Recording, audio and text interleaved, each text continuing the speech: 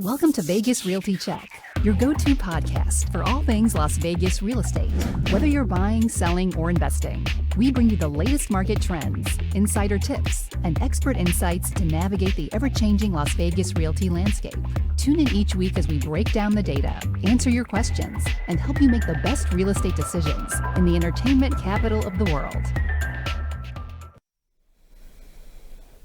Good morning. This is Vegas Realty Check, and it is now the third week of January, and we are here with our community spotlight, Celeste, and we'll go over some things and some great things about your company and business here shortly. It is, we're three quarters through the month of January, and it feels like it's gone really fast. Tell me about it. And Trish, the host, is not here today, so I'm going to do my absolute best to bring you guys some great value and some great tips and things like that as well. And I just want to say, for everyone out in California, we hope you're staying safe. There was another fire yesterday, which is close to Los Angeles, and I think a lot of us have friends, family. We all know someone out there, so. Very close, yeah. Do you have any friends or family out there? I do. I'm from that area, so. Wow. Yeah, I think everybody's affected by it. 6 degrees of separation somehow. It's really been a lot, and we're praying for everybody and hoping everyone's safe, and the firefighters, everyone, and we're saying prayers for you all. We always like to bring you value here on this podcast, so I wanted to go over a couple things first before we get into market numbers and my friend Celeste and her amazing business and company. So I was actually watching the news last night, and they were saying that Nevada is the worst, or we have the worst, we're basically the biggest crisis as far as the affordable housing market. So right now, Nevada states that Las Vegas has the most significant housing shortage in the nation, according to Southern Nevada Regional Housing Authority. So, because everybody's moving here. And it's not going to get any better. It's not going to get better. No, it's not. And I'm almost certain that we're going to be seeing a lot of people from California coming here, especially if they're, dealing with fire insurance that's in the thousands and thousands of dollars or lack thereof. Yes. And earthquakes and fires and, drought. It's just, and then what's going on just as a state. I mean, Nevada looks really promising to a lot of people. It really, really does. And it states that we have the worst shortage right now in the country. So they said that the Housing Authority is working on building more affordable housing that will help and trying to utilize other programs. Donald Trump, on his first day in office, did sign an executive order to direct executive departments to deliver emergency price relief for housing. I think that is something that we all know. I don't care who you are, you can go anywhere and hear people complaining about the cost of everything. Yeah. In housing, especially with COVID, what happened during the pandemic and, just the increase in prices, they've kind of leveled off a little bit, but they're still out of reach for a lot of people trying to buy a house. It's just really becoming, I don't want to say unaffordable, but it is becoming very unaffordable for a lot of people to, especially younger, to purchase a new home or, it's just, we really do have a problem here for sure. We really need to make things more affordable, and not just here, everywhere. Right. But I guess what they were saying is we are about 80,000 houses short of, we need about 80,000 new homes built that are considered affordable housing. And there are 44,444 people on a wait list right now here for public housing that is affordable or affordable housing. That's a lot. So it's kind of scary. I mean, it's just, I think there's going to be more people moving in with family members and things like that. It's, I think the median rent here's got to be close to at least a couple $1,000s. I think you're right about that. And that's probably for a 2-bedroom apartment, or it's expensive. It is expensive. Also, there was just announced that recently that they are actually doing a really large development with 964 new homes right around Sunset Station. Oh. That area is really kind of starting to really grow a little more. Not that it wasn't developed, but I think they're just trying to add a whole new life to that area near like the Galleria Mall and Yeah, and that's a good little area. Yeah, there's Costco, they have LVAC, there's a bunch of great stuff over there. So they're going to be building a 964 homes. I don't think we can build fast enough here. No, even though it seems like we're building fast, there's a pace that we're being outpaced by the people that need housing versus what's actually getting their COs. And we better start building faster because I think a lot of people from California are going to be coming. That's a fact. And the pricing is not going to go down, and they can afford what they're getting there, and what they can get here for the same price is a vast difference. Yeah. For sure. So I'm just going to go over some market numbers for this week. Right now we have 5,087 single family residences on the market currently, which is up 61 from last week. You know, people are putting their house on the market. I don't know, maybe they're hoping that people from California are going to come here and buy, but I don't know. We'll see. Either way, it hasn't been too much movement in the market. We're up 25 from last week as far as condos being put on the market. We have 1,849. So pretty decent. You know, we're moving up a little bit as far as the market. It's kind of, you know, more people are putting their house on the market, which is really normal for January. People are done with the holidays. Right. They're ready to start. Well, they're looking at maybe summer moving. Absolutely. When the kids are out of school. Absolutely. And then as far as some other inventory and some numbers, we have new listings, which are down 113 from last week. We have 935 on the market. So people are definitely getting ready to put their home on the market. I feel like a lot of times too, after an election, you know, people are ready to get moving and get things going. Back on the market, we have 158. And we have 100 less price decreases from last week, so 663. So I think pricing right in this market is important, even though I don't think we have so much on the market where it's people can't find things. So I think being competitive is important. But I have a feeling a lot of those house prices, especially with this new fire, might start going up a little bit. Yeah, and then interest rates always play a big part in that too. Oh, that it does. We hope they go down because we will get much busier, but that'd be a good thing. For absolutely. Americans. For us, for sure. Yep. Under contract this week, we have 749, which is down 48 from last week. So tad bit slower, not a huge difference. You know, pretty steady market right now. Things aren't changing drastically in the last couple weeks or from the 1st of January. And then sold, we are down 94. We have 424 that were sold this week. Pretty steady from last week. No huge differences. And a lot of that, speaking of rates, does have to do with the rates. You know, we were hoping that we'd see a decrease right at the beginning of January. The feds aren't meeting again until I think March 19th. And that meeting, we, like I said last week, are hoping that we're going to see a deduction in rates. Currently, the rates aren't really moving, which is, I guess, good. It's not going way up, but they're not going way down either. I remember I bought a home back in 2001 and my mortgage was at 8.1%. And that's what I try to tell people when they're complaining about 7%. Rates used to be years ago like 13, 15%. So rates are really not high right now. I think what happened was when COVID hit, the rates were 2.5%, 3%. And, you know, in people's minds, they're hoping that it's going to get there again.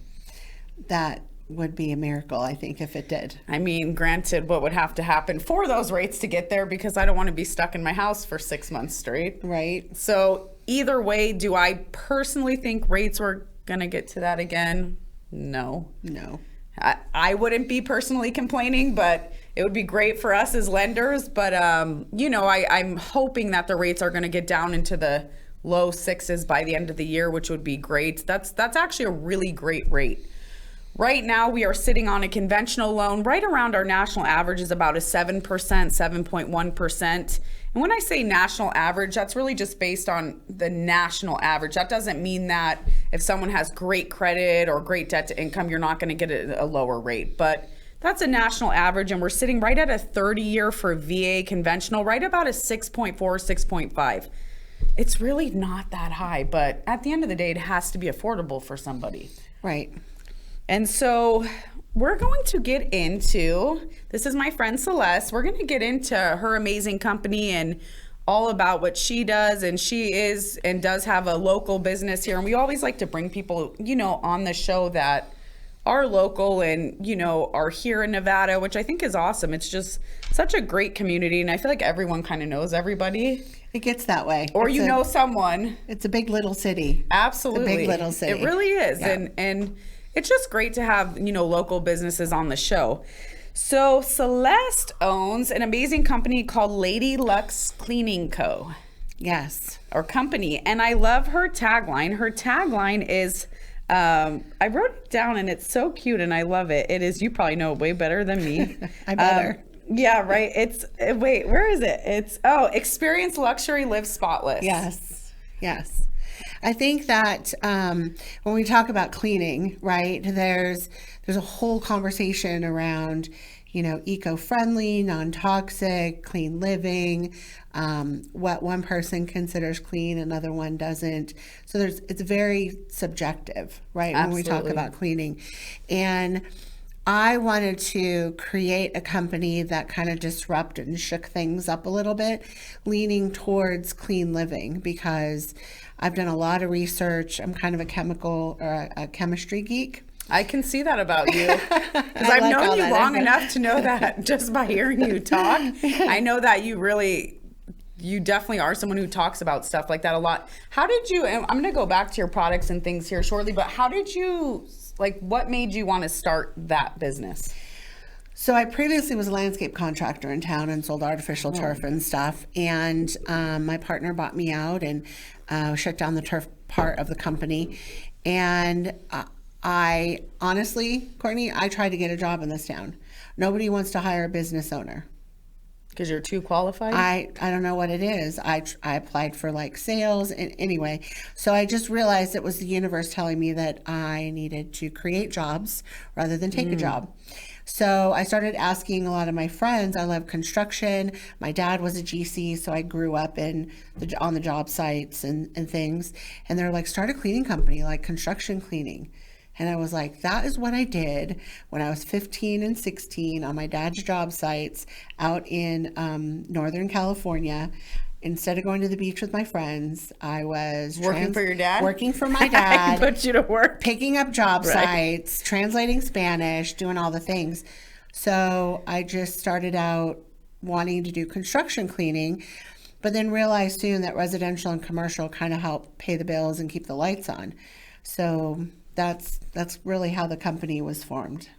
And so when you go into a home and you do everything, right? You do office, like what, I know you definitely do residential. Right. But what else do you do? What else does your company do or focus on? Yeah, so the commercial division of the company, we do office cleaning and the normal janitorial, but we also clean the warehouses. Like if somebody is moving out and a new tenant is moving in, we'll come and pressure wash, wipe down the walls, get on the scissor lifts and, you know, really clean the space. Oh, wow.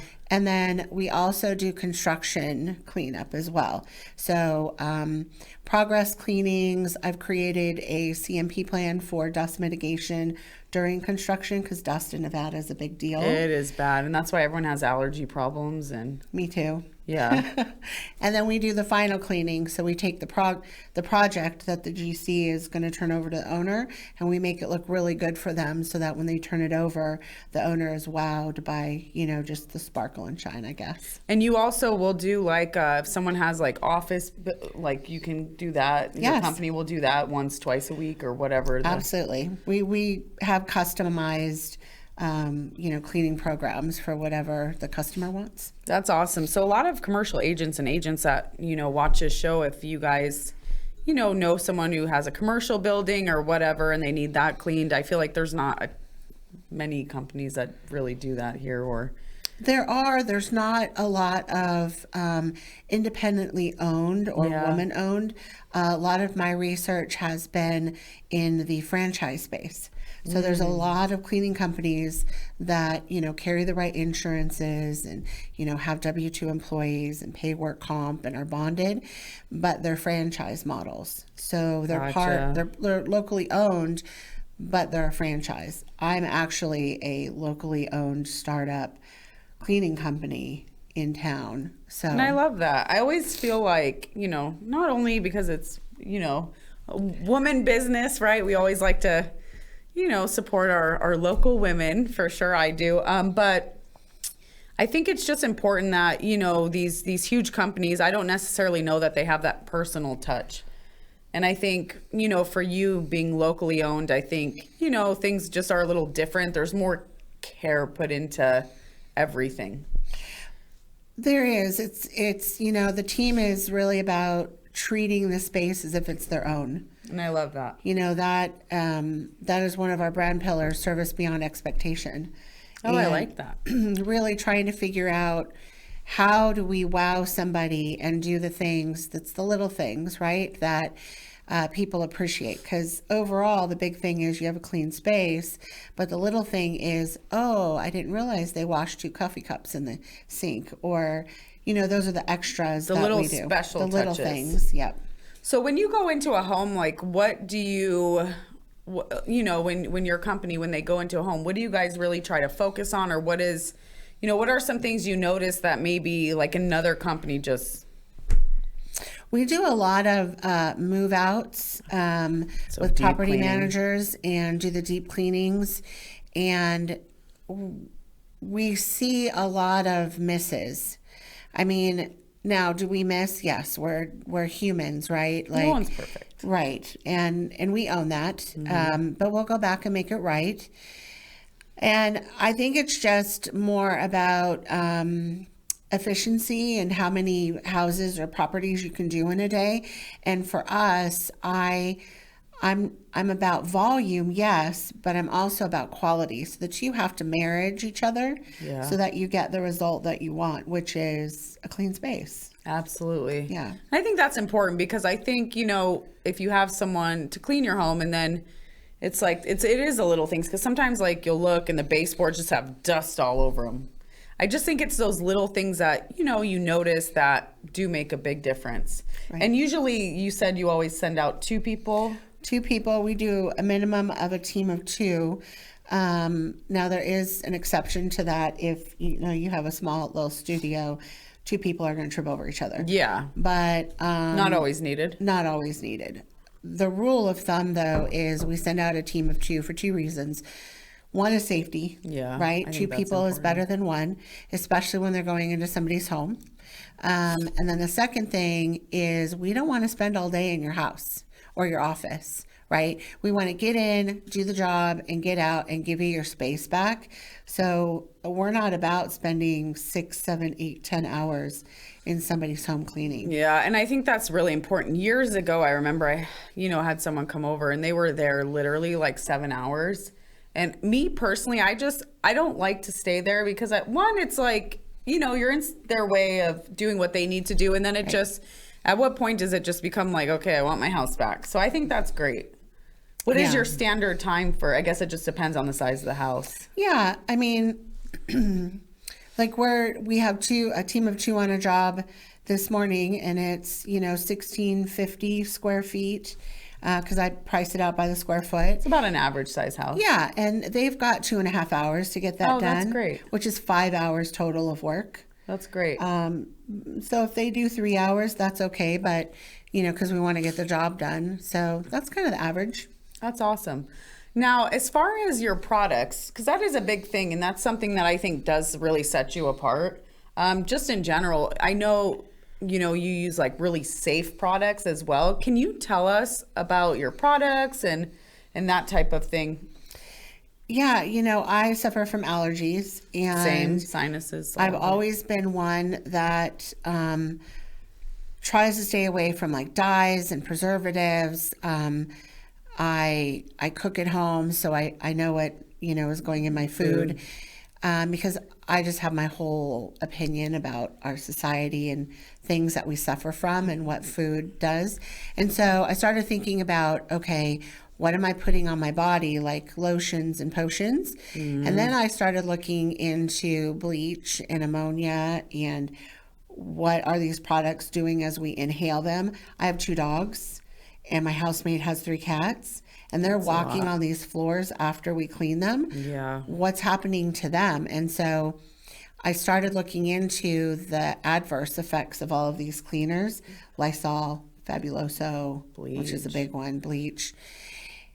And it's not good. And we all know it's not good. It's like having a Diet Coke with McDonald's, Big Mac and fries. It's crazy because when you use certain products, like the smell is so bad. Strong. Yeah. It's just strong. So I started doing some research and figuring out, okay, how do we, instead of paying another big corporation money to use products that I know that are bad for us, how do I formulate products that can do a very similar job, maybe with a little bit more elbow grease, but that aren't going to leave that bad smell, that are good to use on surfaces.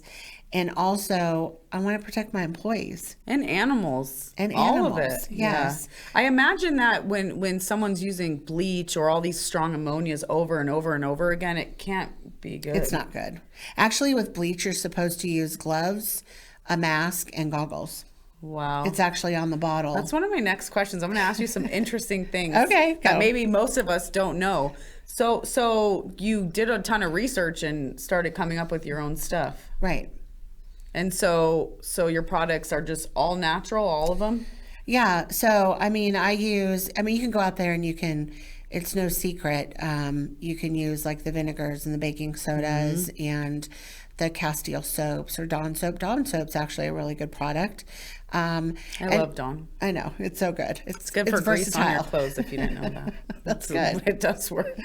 But the formulation, like how much of what ingredient, that's where the real science comes in and how to figure out how to make it work. And I tell you, I have a friend that's got these beautiful vinyl floors, like the high-end vinyl floors, and my friend Charity. And so I said, okay, look, I'm developing the floor product. I want to use your vinyl floors as the guinea pig. Like the She's tester. Like, okay. Well, we failed miserably the first time. The first time we did it, she's like, I had to clean that floor 4 times because there was so much sudsiness on it.